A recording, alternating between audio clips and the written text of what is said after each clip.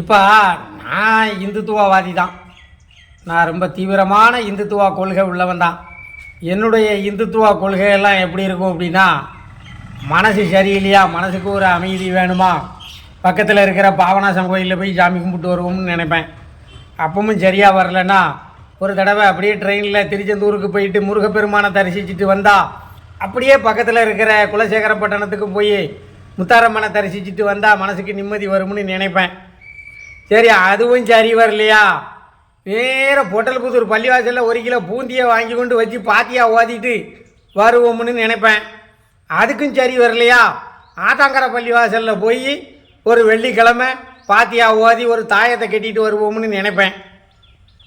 இது எல்லாத்துக்கும் சரி வராமல் பக்கத்து வீட்டுக்காரன், குல தெய்வத்துக்கு ஒரு கடாயை வெட்டி பொங்க வைப்பா அப்படின்பா. அவன் பேச்சை கேட்டு அந்தால ஒரு கடாயை பிடிச்சிக்கிட்டு சொந்தக்காரன் 4 பேரை கூட்டிக்கிட்டு போய் குலதெய்வம் கோயிலில் கிடா வெட்டி பொங்க வச்சு சாமி கும்பிடுவேன். செலவு ரொம்ப தொகை பெருசாக ஆயிரும்.